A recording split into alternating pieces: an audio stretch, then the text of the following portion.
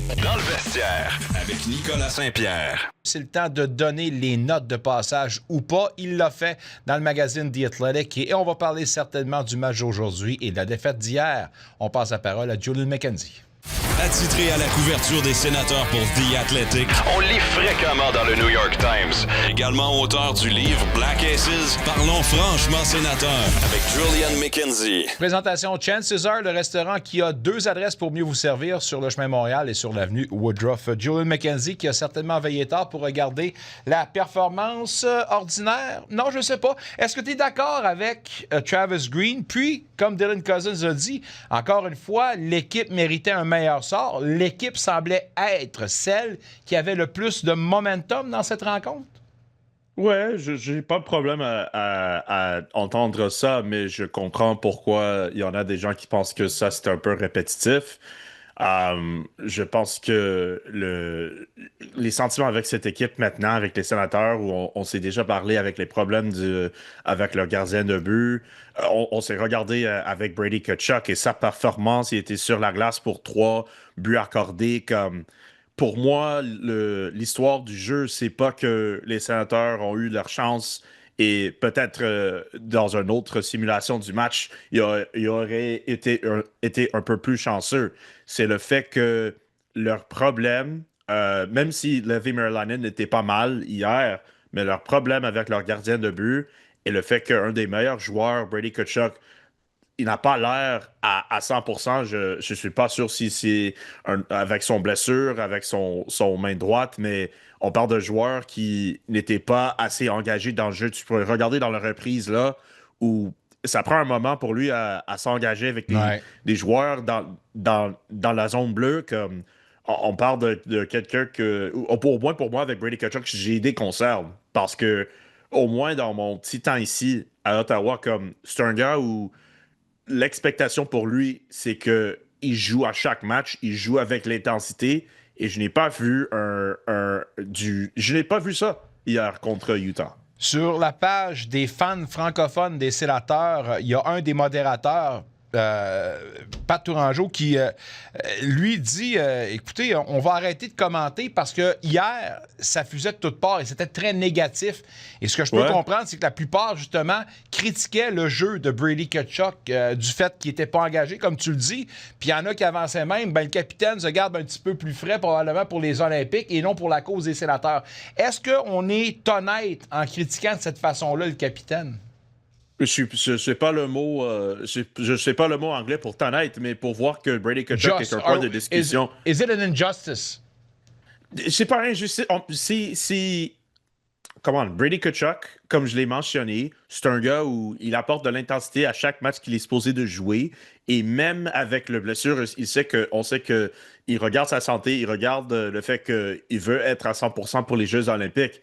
Mais c'est assez étrange de voir que Brady Tkachuk, dans ses derniers matchs, il manque le edge, il manque quelque chose dans son jeu où on est supposé de le regarder et dire comme hey, c'est ça pourquoi il est un des meilleurs à sa position en tant de joueur qui joue assez agressif. Je ne l'ai pas vu un joueur qui a joué avec ce tone, avec l'agression qu'on est supposé de voir dans son jeu. J'ai fait mention d'un jeu dans la première période où on sait que plus tard dans le match, le jeu a fini avec un but accordé, mais ça a commencé avec un chance offensif pour Brady Tkachuk où il a la rondelle sur un bâton, il y a un défenseur derrière lui, il a une chance à faire un drive jusqu'au but, mais quand il perd la rondelle, il essaie de faire un passe à derrière lui.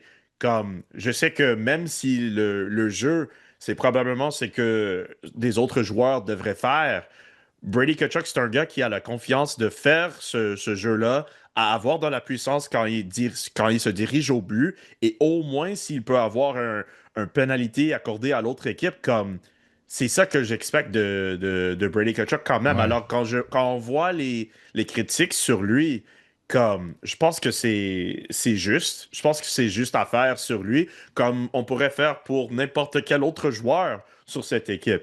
Mais comme il y en avait des points où on regardait Tim Stützle, il y en avait un point qu'il avait un petit lull, mais elle a retrouvé son jeu. Il y en a du temps pour Brady Tkachuk à trouver son jeu, mais je pense pour maintenant, c'est vraiment juste à le regarder et dire comme, hey, tu manques quelque chose dans ton jeu. Je pense que c'est absolument à 100% juste à dire. Dans mes notes, je me suis dit que Marylainen n'a pas été atroce. Et je dis que hier soir, sans avoir été extraordinaire, a tout de même aidé son club à demeurer dans le match. Comment évalues-tu la performance de Marylainen?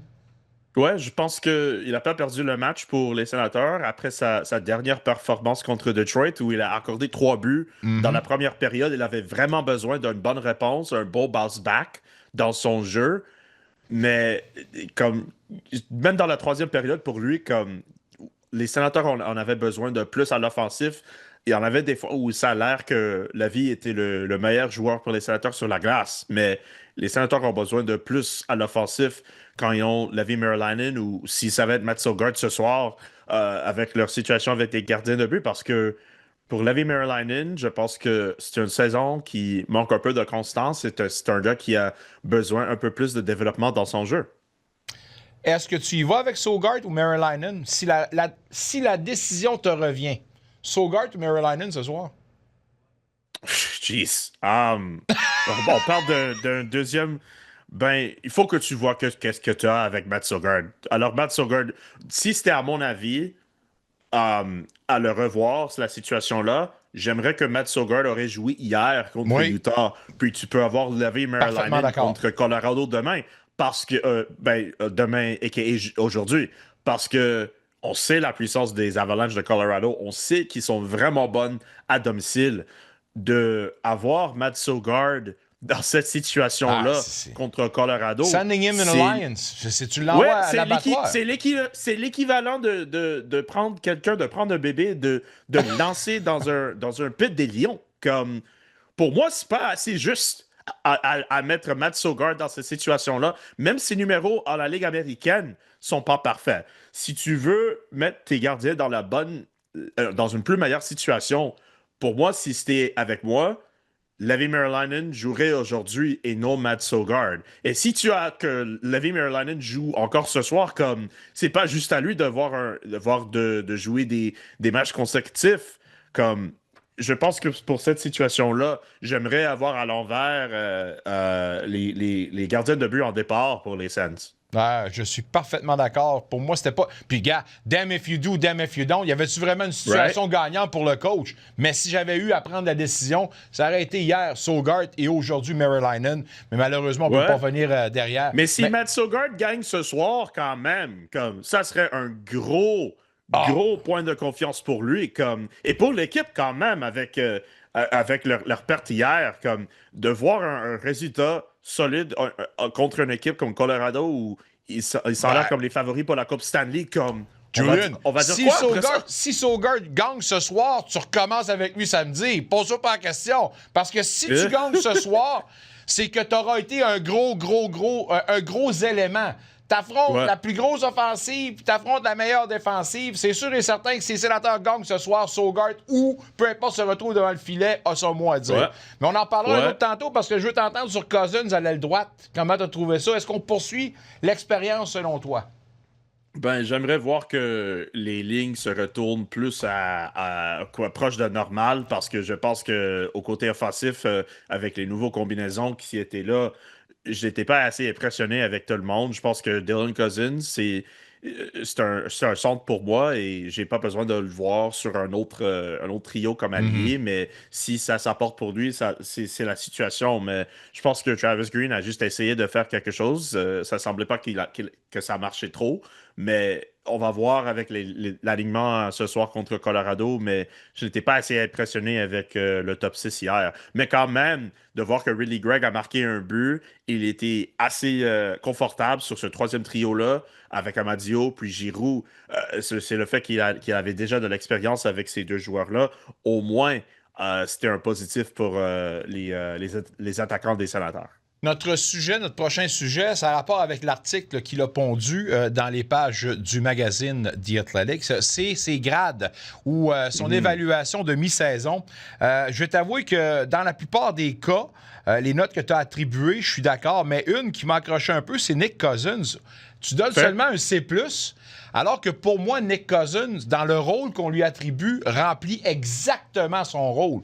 Puis la petite touche offensive, il l'a amené. Mais écoute, là, c'est le genre de discussion qu'on peut avoir autour d'une table bien arrosée. Et c'est ça que j'aime de l'article, parce que plusieurs pourraient débattre sur les notes que tu as données. Ben, je pense que c'est pas mal un bon point à faire. Je pense que pour Nick Cousins, t'as raison, il fait le rôle. Peut-être que tu veux un peu à l'offensif un peu, mais quand même comme un gars de quatrième trio. Ouais. Comme tu peux juste avoir pas juste un limite, mais pour Nick Cousins, son plancher ou de l'offensif, ça porte à je vais utiliser le mot limite quand même, mais Nick Cousins, c'est pas un gars c'est pas un gars qui va marquer comme 20-25 buts pour l'équipe. Mais je pense que tu as un point un peu. Peut-être je pourrais lui donner comme un B- ou un B, mais je pensais qu'un C+, c'était un gars qui faisait son job. Alors, je pensais que c'était le grade qui était pour lui. Peut-être je vais l'entendre de lui quand je vais le voir dans le vestiaire, mais je pense que Nick Cousins, le fait qu'il est au moins un joueur où les centers peuvent insérer dans leur alignement et peut trouver une façon d'avoir de la production de lui, c'est quand même un positif pour Nick Cousins pour moi. Oui. La note de A pour tout ça, A+, même c'est un joueur parfait, on doit l'admettre. Pinto, même s'il connaît, depuis son retour, c'est pas le Pinto d'avant, mais un A-, parfait là-dessus. Brady, par exemple... Il y a du rouille. Oui, il y a de la rouille, c'est sûr. Brady, par exemple, c'est B+, qu'il a donné. B+, peut-être même un B-. Pas. Mais encore, je veux pas être trop sévère avec Brady parce qu'il y a beaucoup de temps à rattraper, mais force est d'admettre que malheureusement, les 20 matchs qu'il a manqués, ça lui coûte en ce moment. Au-delà de la blessure, tu peux pas revenir au rythme de la parade quand tu as raté autant de matchs en début de saison. On s'entend? Oui, je suis en accord avec ça, mais quand même, avec Brady Tkachuk, on parle d'un joueur qui est au moins un joueur qui peut avoir un point... presque un point à chaque match. Oui. C'était ça mon gros point avec lui parce que je suis d'accord, j'ai mentionné plus tôt, il manque ce edge dans son jeu et si on parlait d'un joueur qui avait comme 13 ou 15 points dans 20 matchs, c'est un gars qui pourrait avoir un B ou un B-. Mais un gars qui est presque à un point par match, c'est un B+, pour moi. Moi, t'as raison. Tlavin, qui pour moi est une déception, au point de vue physique, j'aurais aimé ça le plus impliqué. C'est moins. Ouais. Matin Palo mérite... Il y avait une bonne frappe hier, quand même. Oui, donc t'as raison. C'est là que j'ai de l'espoir que peut-être il a appris de ce qu'il faisait pas avant. Il m'a fait comprendre le message. Matin Palo, qui mérite certainement beaucoup plus de temps de glace, c'est plus. C'est-tu un gars que tu souhaites voir dans l'alignement ce soir, ça, à la place d'un Jensen, à la place d'un Spence, peut-être? Ben, au moins, le fait que Martin Palo pourrait avoir une place, il est dans la partie de la rotation et c'est un corps frais où les centers peuvent l'insérer à n'importe quand. Comme, au moins, de l'avoir comme une option, c'est au moins solide pour les scènes. J'aime son coup de patin, j'aime le fait qu'il a son profil et a du size. Comme, assez pour moi, comme c'est un gars qui peut jouer au troisième paire avec un Tyler Clevin. Peut-être ça serait bon de le voir jouer un peu plus, mais quand tu as déjà Jordan Spence dans ton alignement, tu as Nick Jensen où il est en train de retrouver son jeu, c'est ça pourquoi on a les scènes ont la rotation qu'il possède. Consciemment, on doit quand même garder en tête qu'il a dû évoluer pour une partie de la saison sur son offside. Et ça, pour moi, méritait peut-être la note de B. Mais je veux pas, encore une fois, te taper sur les mains. C'est quand même quelque chose qu'il faut débattre. C'est OK.